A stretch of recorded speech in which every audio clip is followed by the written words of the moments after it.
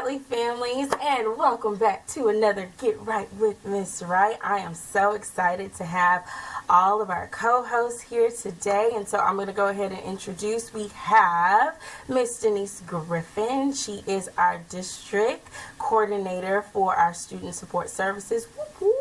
And then we have Denise Cipolla, which is our district coordinator for guidance and counseling over all of us counselors. And then we have our wonderful, amazing parent, Natasha. Natasha, I just forgot your last name. Tell me. Keel, yes. Natasha Keel. Yes, Miss Keel. She is so amazing. She's been with Bradley, oh my gosh, since the very beginning. So excited. All right, and so we're going to be talking about our new topic, help. My child just will not listen.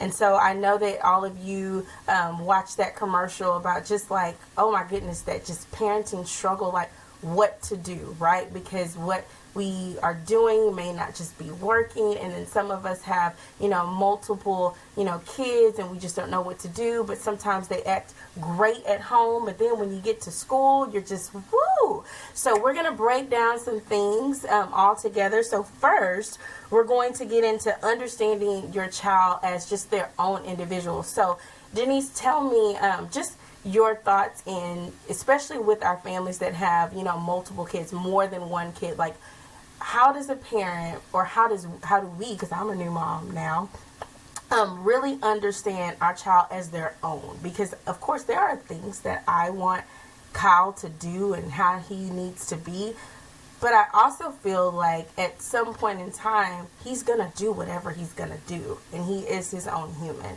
So tell us a little bit about the importance of that. Which Denise? Oh, Denise Griffin. I got you said that. I gotta do that. Yes, I'm so glad that you said that. Yes. I'm gonna say last name, so that's a lot easier. Griffin. That'll work. Yeah. So it is difficult because you have to try to find a balance between you want your child to express their personality, even when that personality can be a strong personality. I'm thinking of my youngest. She is who she is. She's independent. She doesn't always like to do the things I want her to do. And so there's that balance between she needs to comply. She has to listen to me like I'm her mother and I'm, in charge of her. But how to not squash that independence and that personality she has. So, it is a challenge, and it's really, I think just listening and watching and paying attention to them and how they are, and really trying to see them as an individual, and trying to find that balance. I wish I had like a magic answer, but it's really just trying to find how to let them be an independent person while within structures and boundaries, and understanding that at the end of the day, I'm the parent and I'm responsible for you, and I have your best interests and safety in mind. So I think it's important to give and to expect respect. Mm-hmm. And that starts at the very youngest age. We can't just say you will respect me if the child doesn't feel respected in return. And that doesn't mean they get to do whatever they want. It's action with consequences. And I think that probably one of the best lessons I learned was to wait, and Denise hit the nail on the head, to listen to your child. Because if we are just waiting for their pause to insert what we think we need to say, mm-hmm. and we haven't really heard what they're telling us, mm-hmm. sometimes our response isn't what they need. Mm-hmm. Whereas if you really listen to what's being said, your whole response may change once you hear what your child's telling you. I know in my family, safety was a non-negotiable. But as long as it wasn't a matter of safety, everything was open to discussion points. But again, respectful, and I think that's the way we teach our kids to be self-advocates. What we really hope is that when they are 18 and they graduate, they leave home, right? If we've done our job right as a parent, they're prepared to go out and face the world. And you want them to exercise all of those skills while you're there to support them while they're growing up. You don't want the first decision they make to be when they're off at college.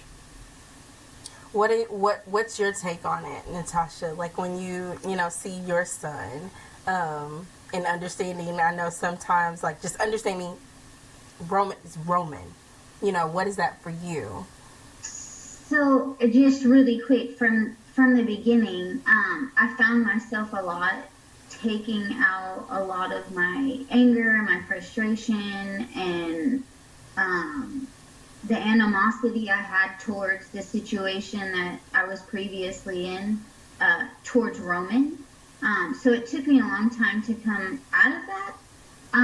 But I've noticed with him a lot, the more attentive I am, the more attention, the more loving, the more I watch him play video games or play football, anything he wants me to do with him, I find he's more receptive to. Like he's calmer, he's less like aggressive, he doesn't want to argue all the time, he's doing things I'm asking him to do. But then the more I involve him, he does more of that as well. So like for instance, he gets upset if I bring the trash can in on trash day. He wanted to bring the trash in. So I'm learning how to cope with those things. I'm learning how to make it like a 50-50. When I found out he was ADHD, it kind of set me back a little bit. Mm-hmm. I was like, oh gosh, how am I going to handle this? Is it something that's like that serious? I had a lot of questions, a lot of concerns. How do I balance him being able to talk to me and be open with me? I mean, I was really chaotic at one point, but I can agree with what both of them are saying. Trying to find the balance, being able to give him, his own space, but being able to have him still listen to what I'm saying and respect me, and I respect him, and I have boundaries and he has boundaries. But that's the problem. Like at home, things are so different. At school, he's like somebody else sometimes, and I'm like, and I know, and Ashley knows this a lot. I mean, we've been there since kindergarten. We were the start of Bradley, and it got progressively better. Third grade was phenomenal. And then now fourth grade, I'm like, who are you? So sometimes I'm pushing, now, yeah. But I'm trying to get him ready for forming his, who he is, because that's it. After here, you make a name for yourself. So it's difficult doing it on my own. Not having, male figures, for instance, like I have my father and my brother-in-law. But it's different when there's not like a dad around or somebody who's like, like has that, that aggressiveness in their voice, but not being ugly or mean. For me, it's like he has his number sequences every day. He's like, oh, I'll push this button and see what it does, and push this button, and I'm like, But you're doing a awesome job. And so, look, I know, I was like, Natasha's like, let me tell you, and you are, and you're doing an awesome job. And I'm so glad and so proud that you were, vulnerable in sharing, especially because he does have a disability, and the fact that you could connect and say that was really hard for me, because it is hard, because your kid is who they are, right? Who he or she is. And so with that is that, learning to grow with who they are becoming, because you don't control them. So that kind of leads us into the next thing, Cipolla. I wanted you to talk about, what are some typical behaviors, observed in each age group, because I really wanted us to touch on this just a little bit for a little bit of time, because I know sometimes we have parents, especially in our new generations, like, I never did that when, I was a kid, or how could this happen? And so, we get, so defensive and so mad, but, as society is changing, the education system is changing. And so, over our kids, of a new, generation, they are doing things that maybe back then, 20, 15, or, years ago, even sometimes as little as 6, you're like, whoa, So if you could just briefly touch on that, Cipolla. Well, that's a huge one right there. That is a huge one. The first thing I'm thinking is no matter how much we try to protect our children and we want them to grow up in our values and morals of our family, they are exposed to so much now outside of the home that we have no control over. When I was growing up, if you wanted to find out something, you had to go to the library and check a book out, and the librarian knew you were looking into whatever you were trying to research. And so that was like a stopgap right there, right? Because somebody's going to know. Now they get exposed to so much, which is why it's important to do what Natasha was sharing as a parent, which is have conversations with your child. Know what they're thinking. Know where they are. And this starts very, very young. Because if they get in the habit of talking to you when something's not very important and not very big, they'll come to you when things are really weighing heavily on them. So it starts at 2 and 3, where you give 2 different outfits and you say, do you want to wear this or do you want to wear that? That's teaching them to have a decision and to make a choice. It doesn't mean, hey, what do you want to wear? That may not be acceptable because who knows what they're going to put on, right? But if you give them a choice between 2 things, and that can be things or it can be actions. Do you want to do this or this? You give them the choice. They make that decision. And so practicing that at a very young age, that just amplifies as they get older and as the decisions are more and more difficult. So open communication, listening to them, and then giving them choice, teaching them to be resilient. Ashley and I are just so passionate about the importance of resilience, and that is something we begin learning at a year, and we learn for the rest of our lives, right? What to do when you fail and turn that into fuel for future success.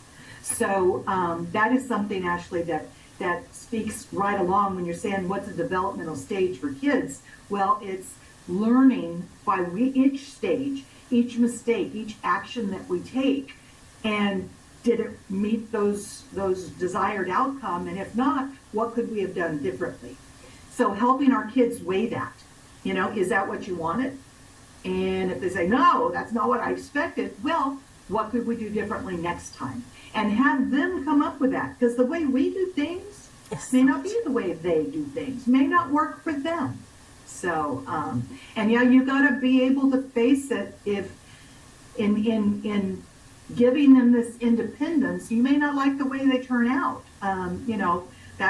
Gosh, my counselors have heard me talk about it so often that my daughter is a free spirit. She did not fit the mold of what I thought I was telling her and teaching her to be. And I love her dearly for her independence, but I had to face that. She was independent and wasn't the direction I thought it was going to go. So all of us as a parent love our children, but what do we really like about them? And do they know that? I think that's, finding your love language with your child. How do you, and it may not be warm, fuzzy, huggy, I love you. That may not be where your emotions live, but finding a love language so your child knows how much you like them too.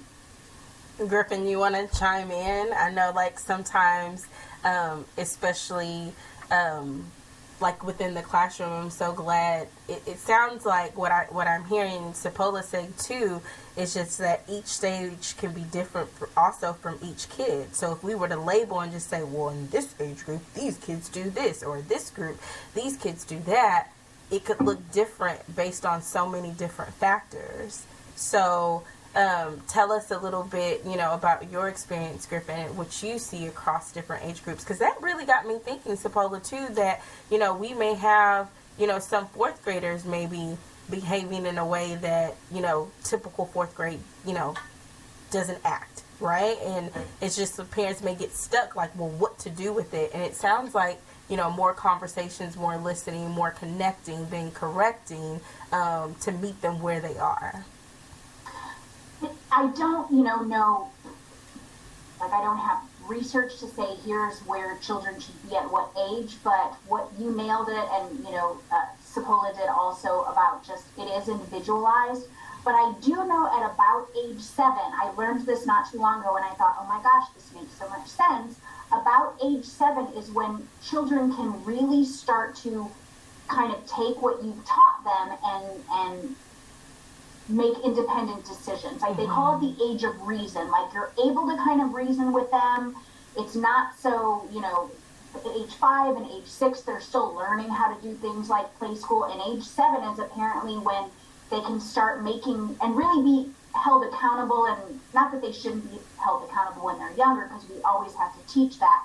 But it's something about around the age of 7. But again, give or take, some 5, some 6, some 8, where they're more responsible for their decisions and really understand the connection between I do this and then there's a consequence. That's kind of where the average age is at 7.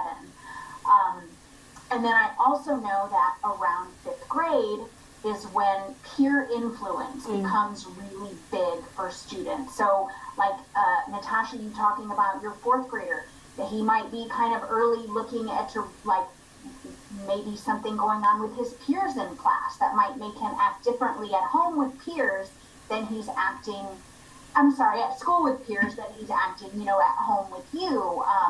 And so those are kind of 2 big things developmentally that what little I do know just about child development, that those are some things that can typically happen around those ages. But again, knowing your child as an individual, looking more if they do, do some things that you don't want them to do, if they act out in certain ways, like responding with in teachable moments, rather than just always like looking for a consequence or looking for a way to punish. But what can we learn from this, and how do we practice doing the thing that we should be doing? That is kind of a way to help with that as well. What about? Can I chime in? Oh, yeah, go ahead. Just 2 things. One, the generation is so different now. So there's things everywhere, right? So there's YouTube, there's TV, there's the video games. There could be out in public, you see something. So he's kind of at an age now where if he hears or he sees or he wants to know, he's asking me. And for me, I feel like I have to be honest. There's some things where I'm like, I don't think that you should know that right now. But then a part of me is like, if I'm not honest with him, then am I really doing anything? Like, if I say things like, I don't think you need to know about that right now, or why are you asking me that? Then I feel like I'm brushing him off, or that he doesn't want to talk to me, and so then I do kind of explain things to him, or I do talk about things with him. But then if I'm doing that at home, and then he is going to school and he's repeating or he's talking about these things, well, then I'm kind of like stuck between a rock and a hard place. Then it's, oh, well, my mom, I'm not saying that that's what's happening, but I'm saying that is something that could potentially be an issue. And then like you were saying, oh, there's this group and this group and that group. From a parent's stance, especially with him, I feel like sometimes, and I'm not saying this is the case, I feel like sometimes maybe staff does do some things like that. Maybe they do, okay, well, he's always in trouble. And so then they label, certain kids as troublemakers. And so these are the things that I deal with him, like it's, sometimes I feel like when he comes home and tells me something and he's like, oh, I told the teacher, or I told so-and-so, and I'm like, what happened? And he's like, oh, she just brushed me off. Or she's like, I'm sure that's not what happened. So now I'm thinking to myself as a parent, oh, you're labeling my child because he's been in trouble in the past or he's done something wrong, and now you don't believe him. Or, you know, he's going to school and he's talking about things that maybe he shouldn't be talking about. But at the same time, I feel like as a parent, that's my job, to be able to sit down and have a discussion with him so that he knows what's what and why it's this and why this happens, and, you know, but then I'm also setting my child up for failure. So those are all the things that I struggle with, you know, whereas, you know, from you guys' standpoint, it's okay because that's what we're supposed to be doing. We're supposed to be listening to them and talking with them and understanding. But then you kind of feel like, which way do I go?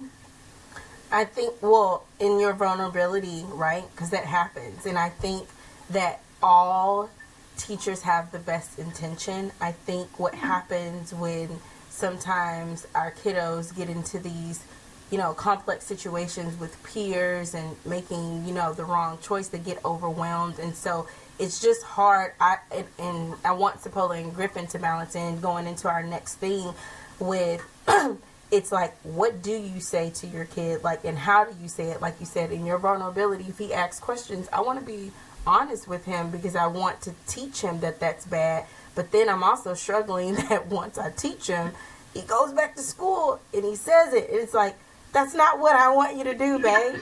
You know? You know, and I get it, right? Because it may be like, well, my mom said that, oh, you know, and then before you know it, a conversation's happening, and then you're like, well, do I not say anything? Because if I don't say anything, let's just be real, it is public education. Somebody else may teach him. I don't want him to know the wrong thing. So I think this really goes into, and hope, you know, helping, you know, other parents that may feel the same way that you feel. This is for Cipolla, in that whole, what's the best parenting style? Like when you get in those sticky situations, because we do have different parenting styles, like, you know, the permissive parent that is just kind of like laissez-faire, like it's okay, you do whatever. And then, you know, we have the authoritarian parent, well, like, you better not, like, you better, or this is going to happen. And then you have the authoritative parent that, you know, Cipolla's going to talk about just being able to have limits and consequences and still connecting with that piece. And then you have just those parents that are just like, whatever, like, I really just don't care. So what would, you know, the best advice be for the best parenting style in, you know, in the way that you approach these conversations and the way that you discipline at home, Cipolla? Gosh, you know, some of that is the personality of your child. Having a boy and a girl, and I did have to parent them very differently just because of their makeup, right? And my sister and I were parented differently because we were different people as well. I think that always teaching natural and logical consequences for your action is utmost, because the world is not going to cater to you as you're growing up. And so if we do too much for our children, what we're basically telling them is they're not capable of doing anything for themselves. We may think that we're serving them and that we're doing everything for them, and that's being a good parent. But it teaches them they can't do it themselves, and then they won't have that resilience and that skill to move forward. So again, that household where they have a part of the family, they have responsibilities, like Natasha talked about.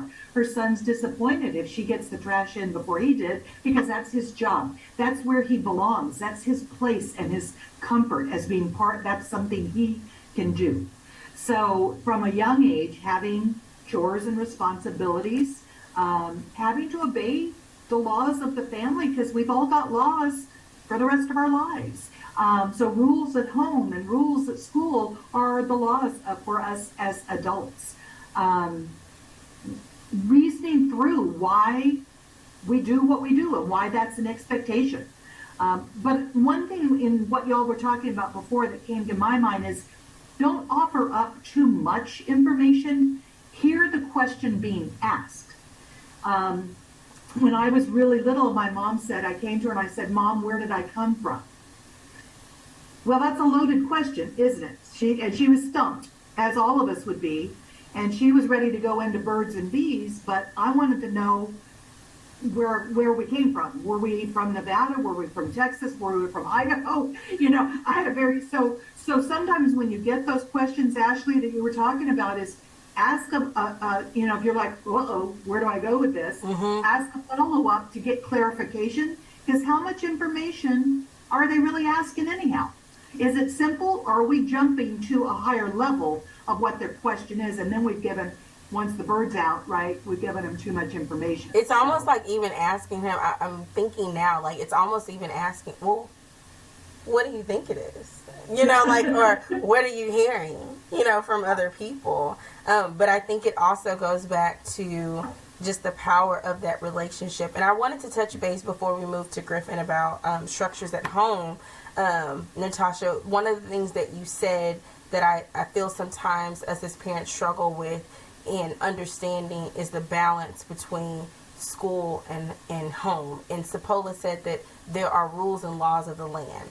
And it's very different. What you may say and what you may be able to do at home or express may be completely different at school.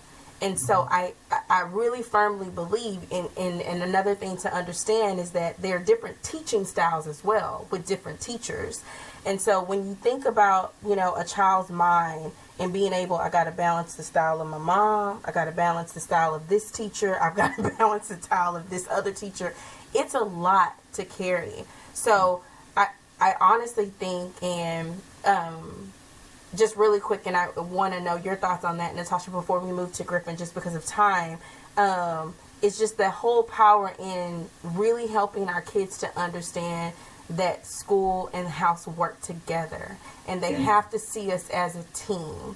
And I know that Natasha, I'm really big on that, because it doesn't matter who the person of authority is. There are things that you're going to be able to say and things that you're not going to be able to say, but we need to both value each other and be both respectful. And then I know, like, one of the parents had put questions, sometimes, we all do. We sometimes may, have that teacher or that leader or, certain person that we really just didn't connect with. And that's okay. But it's a matter of conversation on how do we respond in those situations when, our kids do feel wrong or they didn't feel valued at that time, to make sure that they still see that there's still a bridge between the school in the classroom. And I think that that's an important piece too, when we are parenting, to express to them, like, validating their feelings, like, oh my gosh, I can't believe, you felt like this, with Miss So-and-so. Oh my goodness, maybe we can all talk about it together. Maybe we can all get on the same page, because I think that's the power of kids really seeing. Not only was Cipolla talking about the resilience, bouncing back from a situation, but then just seeing, like, the connection piece, like, this is a proper response to something that made me feel uncomfortable or in a pressure situation. Does that make sense? And I think when I'm telling him, I talked to Mrs. Wright today, or Dr. Butler, or Miss Gomez, or different when I'm telling him that, or he knows that somebody was going to call me or whatnot. But any teacher, yeah. It's different when we're all sitting in one big room and he's sitting there, and now he knows we're all on the same page. We're always in contact with each other. I'm always checking on your grades. I'm always checking on your behavior. I'm involved, and so are they. Yeah. And we're always looking for a way to, fix something or make it better. And I'm hoping, fingers crossed, that we've crossed a hurdle, because we will. But he knows. He knows. There's a time for play. There's a time for school. There's a time for being serious. And as much as he may think I'm, lenient and I'm, fun-going mom, I'm, so, I agree. It's working. So tell us, Griffin, as we, come to an end, and we'll hear from Cipolla too on some last things. Tell us about, like, What is, I know that we use, stoic within the classroom. If you could just brief parents on what that looks like in the school, like how we help our teachers, but what that could possibly look like at home, like with setting boundaries and consequences and limits. Because sometimes, our house can be very chaotic, and our house needs to be a safe place.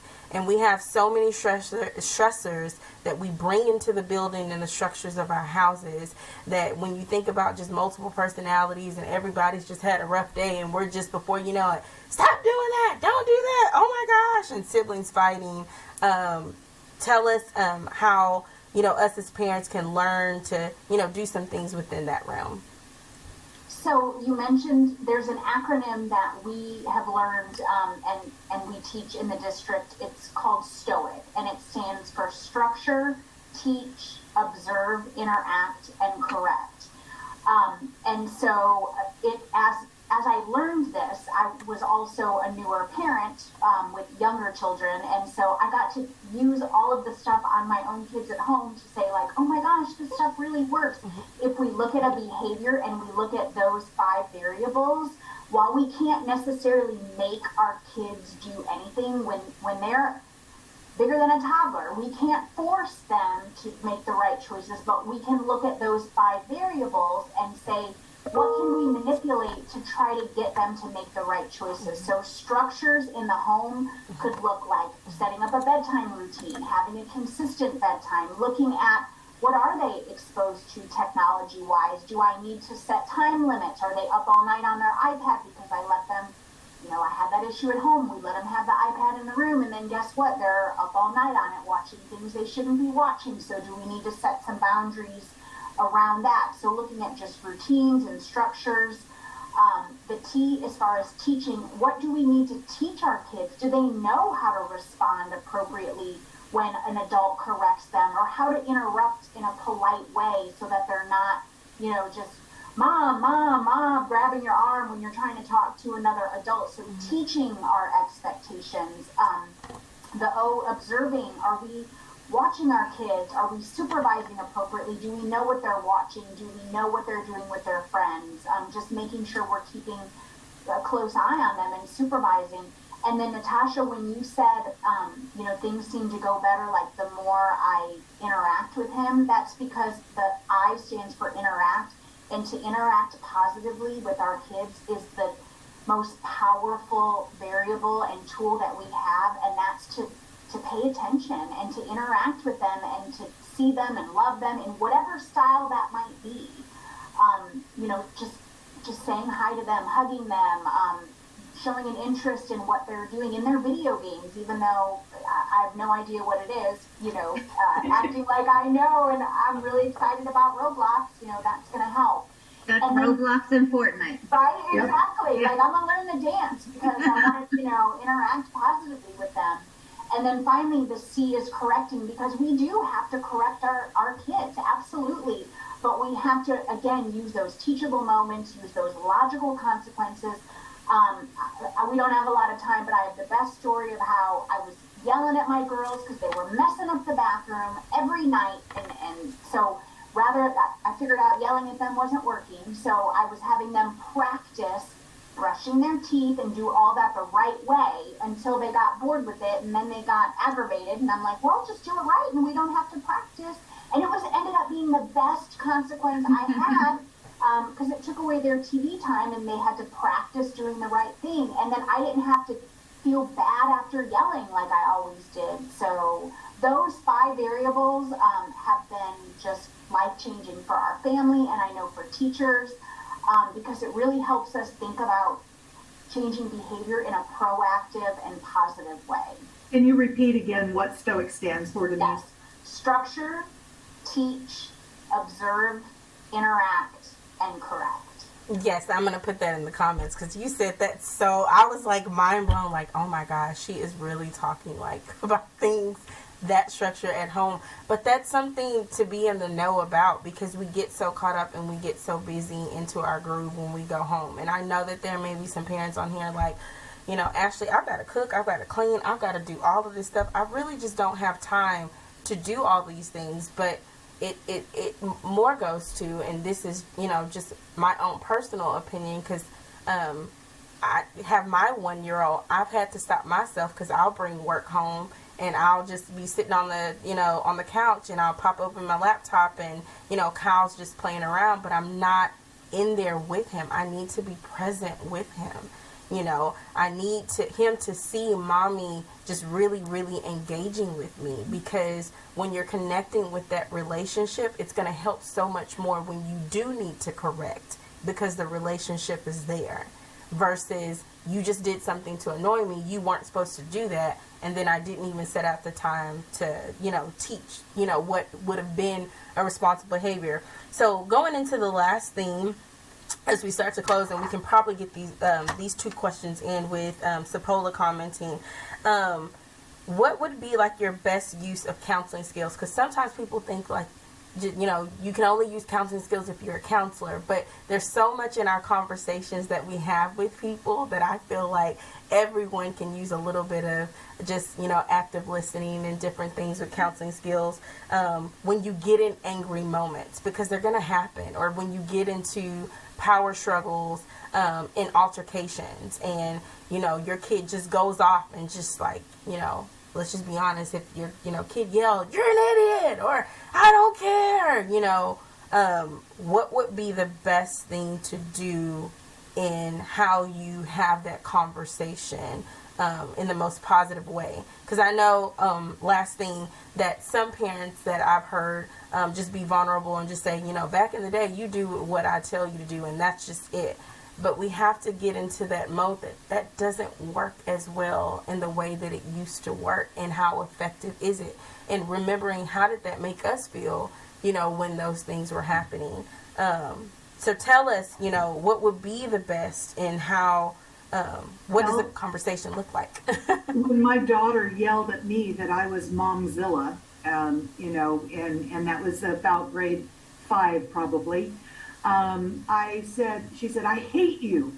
And I said, "That's okay. You don't have to like me. And sometimes I don't like you very much either. But let's talk through this. Why are you mad right now? What happened? What has made you angry?" So listening. I mean, that's that counseling skill. And you called it active listening. And we've talked about that so much today, about the fact of listening to hear what's being said, and then responding in that way. Also, when you're addressing behaviors, using I statements. And that sentence structure is, "I feel blank because blank." When you begin to address behavior, if you say, "You shouldn't do that," well, look, I automatically pointed my finger in blame. "You shouldn't, you ought," that is very blaming. But it hurts me when you yell at me. It makes me feel bad when you aren't listening. Those are things that you can't argue with someone when they're using an I statement, when it's what they feel. And so teaching our children that as well, that their responses have consequences, that what they say to us hurts someone else sometimes, right? And we try not to, and also taking time out. We as adults need a timeout too. When they've tweaked your buttons, and let's face it, we install theirs so they know right where they are, taking a moment and addressing it later. Not getting into it when everybody's emotions are high and out of control. That's learning to box breathe, taking out a few deep breaths, doing the take 5, which is another breathing technique that helps people to calm down. And then when the time's calm, actually, and this works with your spouse too, not just your child, actually having a discussion that is not, where everyone's listening, where it's not just a heated moment. One last thing before everybody else voices in. Ashley, you mentioned, how do you structure your night? Well, try. You may not be able to have a sit-down dinner every night, but can you sit down as a family for 30 minutes twice a week? Once they're teenagers, can you have one day a week, one couple of hours, that's a non-negotiable family time where you're connecting? Maybe that's Sunday afternoon. Maybe it's Wednesday night, wherever it is. And if you have multiple children, do you give each of them 20 or 30 minutes a couple days a week that's just for them? That's how I did it with my kids, because they definitely zinged me at bedtime. You know how you're around all night long, they don't say a word, you go to tuck them in, and then they need to talk for an hour and a half. So bedtime had to start, and this I'm talking about by 5th, 6th grade, we had to start earlier and earlier, because that's when they both wanted to talk. So finding where that sweet spot is for your kids. When do they hear? Joey liked to walk with me, and some days he'd talk about nothing. Sometimes he wouldn't talk at all, and some days, oh my goodness, I was so glad that we were on that walk together. That's 30 minutes. My daughter loved to go to Starbucks, so I spent a fortune, but that's where we would go a couple days a week and sit and just watch people. But while we were watching people and having our coffee, here came all the information. So finding those opportunities where they can talk so that they will talk. Wow. That's not discipline strategies, but it's good lessons. No, but I love it because the title of the show is Help My Child Won't Listen, and I feel like the conclusion of the show is that we need to listen. I honestly... You're right, Ashley. I was like, I really feel like we need to listen. Maybe they don't. I mean, when we really think about it, but that's why I love doing this, because we just learn and grow from each other. I don't have all the answers. Y'all don't have all the answers. And so we just grow together. And the most, common thing that I have, heard from everyone is just the power of the relationship piece. We can't forget that. Just that connection piece, because it's so important.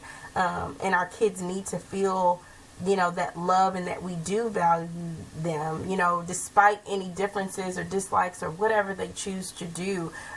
It goes back to the very first thing that I said, understanding them as their own individual, but then setting those limits and consequences within a powerful relationship that you have. So, Cipolla, one more question, and I wanted Griffin to chime in too, and Natasha, I'll give you a couple of seconds as well. One parent has asked, what advice would you give when your child has to go to different households, different parent households, and different expectations? Because that's hard. You may have one parent that's very permissive, like, I don't care. You can get on this YouTube, you can get on this, and you can do this. And you're talking about all this amazing, Griffin, I guess, now that they know, stoic opportunities. But then at my house, I'm like, ooh, you can't do that. And so there it is again, the kid having to just, balance that. What advice would you give into, approaching that and handling that? Denise? Griffin? Okay, I wasn't sure if Cipolla was first or me. So, I mean, that's hard. That's hard because, we know that to say, like, sometimes we want to say, well, they shouldn't be letting you do that, but then that's putting them in the middle, and so the best advice is just to, well, I understand you can do that here, but remember, here in this house, the expectation is, or in this house, the rules are, and again, going back to that, teaching your expectations for this house, and understand that it's going to be hard. It's going to take a day. If they could, if they were able to stay out much later, or they were able to have, different freedoms, and then they're coming back here, it's going to take a day to, get into that routine. But just that reteaching, that re-explaining, that, and then if you have to have a conversation with, the other household and not around the child, that's something to definitely do separately. But the best advice I could give is just, so it's that, like you were talking about school and home. So it's at home, you're able to do this, and at school, here are the rules. So at this house, here's how we do things, and at that house, I understand it's different. I'm so glad that you said that before we hear from Natasha. I'm so glad that you said do not, well, more so, we don't say do not, but more advisable not to speak negatively of the other household. That's that powerful piece, because they still need to see us working as a team, even though we may feel like you're not working with me as a team, right? And that could be the other household, or that could be the other classroom. But the kid, through their lens, needs to see mama's like just saying, you know, as far as what I need to do here and what I need to do over there. And they need to... And a big part of that, Ashley, and parents, is if it is a divorce situation, please try to remember that your child is half you and half the other parent. So if you're running down, bad-mouthing, constantly in criticism of the other parent, that's half of your child. And so they can't help, especially at a young age, but take that in of if mom or dad is that, then I'm that too, because I'm half that other parent. It's so hard because we can be in total disagreement of any other environment, but we all have to do that, right? We all have etiquette and rules and regulations depending on the situation, and I think it's only fair to teach our children that, or they do get embarrassed, and maybe that's part of how that speaks to a really young age. Is it can be embarrassing if we don't know how to act in different situations. Absolutely. All right, Natasha, close us out. They gave us some good jewels. What are your thoughts just about that? I know, like, I'm going to a different parent's house because the only household he's going to from here is grandma and grandpa's. And the only thing we don't do over here is eat all that sugar and jump at the couch. Whatever you're doing over there, don't bring it over here.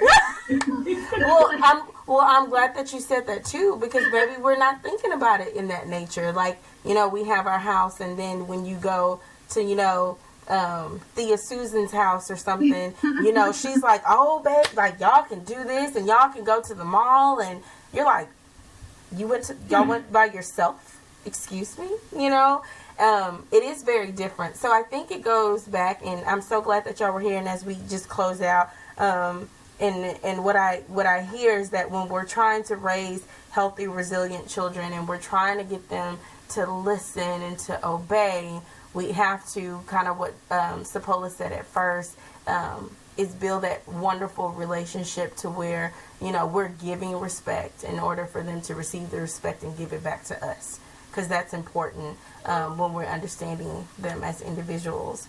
Well, I do really quick want to say on the not talking bad about the other parent, just in very short story, but so obviously dad is not in the picture. He hasn't been since he was 3. But he still reflects on that. So it's weird. He talks about him still, and it's a struggle for me. I'm not gonna lie, because a part of me wants to be like, really? Did you forget? But he does have like a picture in his room that does have both him and his father on one side, and then his father and myself on the other side. So that was a lot to get used to. But he did ask, he found the picture and he asked if he could put it in his room. And it took everything in me, but I was like, go ahead. I mean, at the end of the day, I don't want him to resent me. So I do think it is a struggle for parents who are divorced or separated or whatever the situation is. It is a struggle, but you know, I feel like in the end, I still want to be the good guy. I don't want him to ever think that I did anything wrong, or I kept him away, or it was me that did any of that. Because I know as they grow, they start to realize on their own, you know, who was really there, or who did, you know, what really happened, or why things are the way they are. So, yeah, it's a struggle. I can agree, but I think that anybody can do it. If I can do it, you can do it.